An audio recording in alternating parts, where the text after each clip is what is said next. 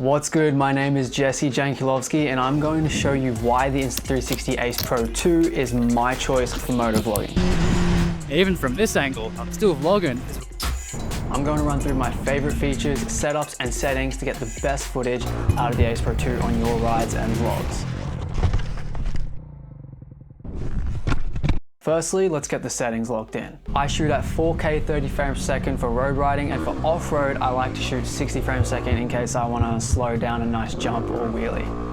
I have active HDR turned on. This is a setting I recently changed my opinion on. I figured out a few things that this setting is really beneficial for, especially paired with the rest of the settings I'm about to mention. Stabilization set to off or low. This is more your personal preference. I'd have it set to low if it's going to be a long form video where you don't want the viewer getting dizzy because the camera is shaking around all over the place. But I would have stabilization set to off if you want to immerse the viewer in a quick cut scene, because having stabilization off just makes it look like you're going much faster in the environment and you feel a lot more in the environment and immersed. 16:9 ratio, action wide view for the widest 157-degree FOV to capture all the action. Now you want to swipe from the right to enter more settings and change from auto to manual. Standard picture profile or flat for minor post color grade options. You can also toggle on iLog if you like to do more advanced color grading later in post, but to keep it simple, I'm going to leave this off. Now, the important part on how to get the smooth motion blur effect. Select shutter speed and double it from the frame rate you selected. So for 30 frames per second,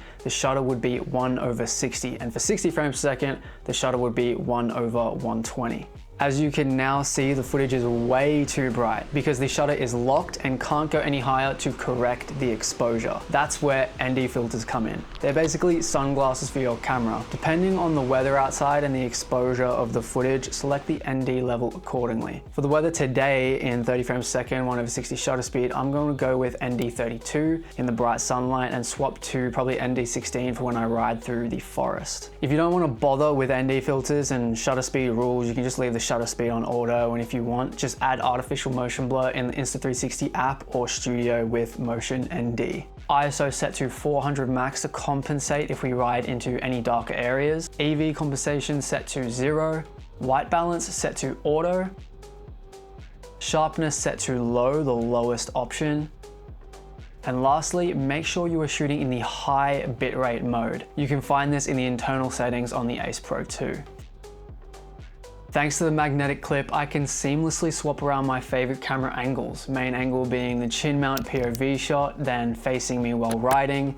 Next is this cool gas tank angle, down to the rear wheel shot using the heavy duty clamp. Oh, what about the night shots? How do I get such clean night footage? Using PureVideo mode in the Insta360 Ace Pro 2. The Ace Pro 2 can shoot up to 4K 60 frames in PureVideo mode to get smooth slow motion even in low light situations. However, the best low light quality will come from shooting in PureVideo Plus mode, which is automatically enabled when in 4K 30 frames per second. I typically set my EV to -0.7 just because it tends to overexpose a little bit and it kind of looks closer to daytime at nighttime than it does nighttime, so I set that just below 0. Auto white balance, anti-flicker mode,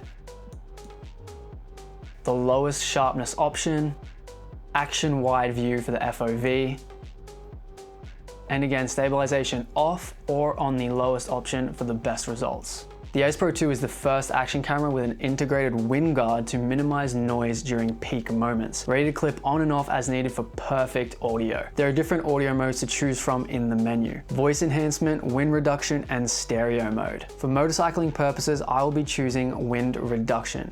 For both on-road and off-road, the sound of the engine is picked up perfectly with little to no wind noise. And thanks to the new dual track audio feature on the Ace Pro 2, there are a couple of motovlog setups to choose from. You can now pair the Ace Pro 2 with a Bluetooth mic or headset, such as the Cardo Edge. Set the Cardo Edge into Bluetooth pairing mode and open the Bluetooth mic setting on the Ace Pro 2. Wait and then select your Cardo. With the dual track audio enabled, the Ace Pro 2 picks up not only the Bluetooth mic audio, but also the internal microphone on the camera. So when it comes to editing, you can mix the audio levels to hear your voice more, or cut out your voice so you can only hear the engine if you said something you don't want to be included. Even from this angle, I'm still vlogging as we're connected to the Cardo by Bluetooth. no cable. This setup is completely wireless, so you can easily remove the camera from your POV setup to your handlebar setup seamlessly. Or you can go with the traditional Moto vlogging setup with an external mic plugged into the mic adapter and wired around the helmet, poking out of my cheek pad. All you need to do is adjust the gain to a level that allows for the best audio quality. I usually set mine to -6 or -12 dB. This gets you the best results, but you'll have mic wires all around your helmet. Active HDR can now be enabled in 4K up to 60 frames per second, offering a powerful dynamic range, which is perfect for my off-road riding setup where I like to use 60 frames per second. Also assisting in properly exposing my face in harsh lighting scenarios for vlogging.